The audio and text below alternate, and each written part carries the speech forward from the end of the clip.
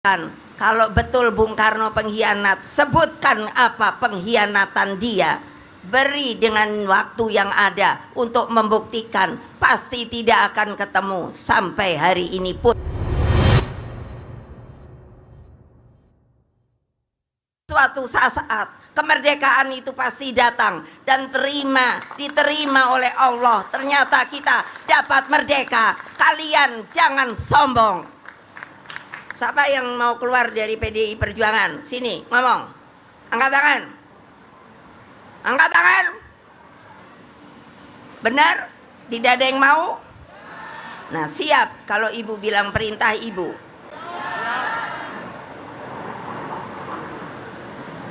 Tidak ada satupun proses sejarah perjuangan kemerdekaan dan konsolidasi negara tanpa campur tangan beliau.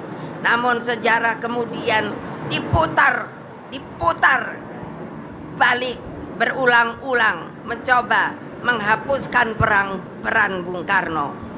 Saudara-saudara sekalian, mengapa saya berbicara mengenai hal ini? 57 tahun keluarga Bung Karno berjuang untuk pencabutan TAP MPRS nomor 33 tahun 1967. Peristiwa itu mengajarkan satu hal kepada saya, bahwa kebenaran mungkin dapat ditunda, tetapi kebenaran itu tidak akan pernah kehilangan jalannya, dan kebenaran itu pasti menang. Lihat saja, mau ditekan 57 tahun, akhirnya dicabut juga. Nah, begitu dicabut namanya harum kembali. Coba boleh dilihat. Kalau kalian takut untuk mengatakan nama Bung Karno, saya pecat. Ingat, karena dia adalah bapak bangsa.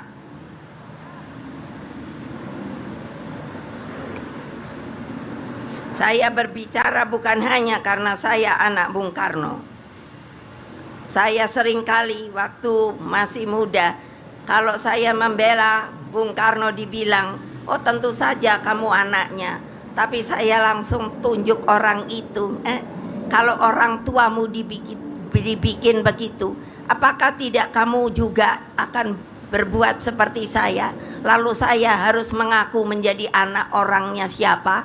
Apakah begitu? Diam dia. Kamu pun harus begitu. Terus tanyakan, kalau betul Bung Karno pengkhianat, sebutkan apa pengkhianatan dia. Beri dengan waktu yang ada untuk membuktikan. Pasti tidak akan ketemu. Sampai hari ini pun tidak ketemu. Saya berbicara bukan hanya karena saya anak Bung Karno. Saya berbicara sebagai warga bangsa. Saya berbicara sebagai warga negara Indonesia. Sebab apa? Bung Karno bukan hanya milik keluarganya. Bung Karno adalah bagian dari sejarah bangsa Indonesia dan dunia. Di mana-mana patung beliau dibuat di luar negeri. Jalan Bung Karno, Jalan Soekarno. Nanti insya Allah bulan depan saya diminta ke Uzbekistan untuk apa? Meresmikan yang namanya patung Bung Karno di sana. Mengapa kita melecehkan dia? Apa maunya? Apa maunya? Pikirkan sendiri.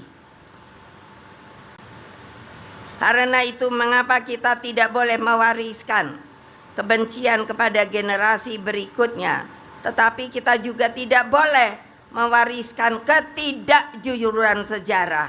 Jangan sampai perbedaan politik menghilangkan peri kemanusiaan dan kemanusiaan itu sendiri. Jangan sampai kekuasaan mengalahkan suara hati nurani. Saudara-saudara sekalian, Bung Karno tidak hanya memikirkan bagaimana Indonesia memperoleh kemerdekaan. Beliau juga memikirkan bagaimana Indonesia hidup setelah merdeka.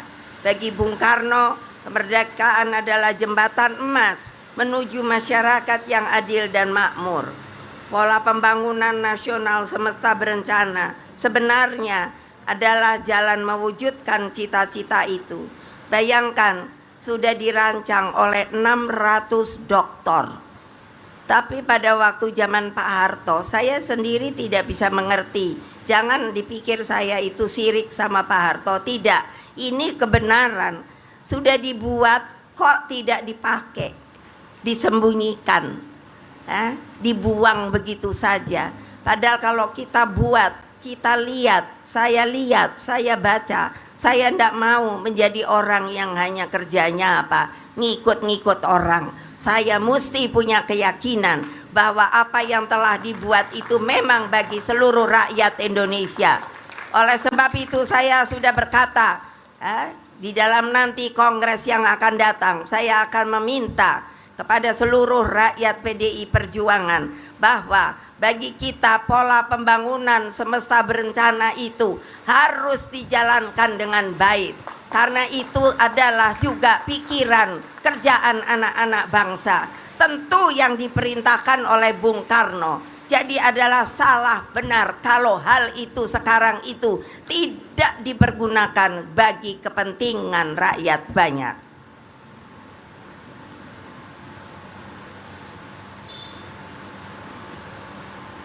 Pola pembangunan nasional Indonesia semesta berencana adalah jalan mewujudkan cita-cita itu. Pola pembangunan tersebut dirancang dengan menghimpun pikiran dan sumbangsih lebih dari 600 dokter. Bukan dokter. Dokter tuh insinyur lah, dan lain. Serta para ahli bangsa. Kita tidak hanya harus menyalin masa lalu, tetapi kita harus memahami gagasan besarnya. Indonesia harus mampu merencanakan dan menentukan masa depan dan nasibnya sendiri. Bung Karno juga memahami bahwa kedaulatan bangsa pada akhirnya ditentukan oleh penguasaan ilmu pengetahuan, riset, sains, teknologi. Bangsa yang ingin berdaulat tidak boleh selamanya bergantung pada orang lain. Bangsa yang ingin berdiri di atas kaki sendiri harus mampu menciptakan, mengembangkan, dan menguasai teknologi. Kedaulatan ilmu pengetahuan dan teknologi adalah bagian dari kedaulatan bangsa. Saudara-saudaraku seluruh rakyat Indonesia dari Sabang sampai Merauke, dari Miangas hingga Pulau Rote yang saya cintai. Pada usia Republik yang ke-81 ini, saya ingin bertanya, apakah salah kalau kita memimpikan Indonesia yang dahulu dimimpikan oleh Bung Karno? Apakah salah? Apakah salah? Jangan asal ngekor loh, pikir. Iya, karena ini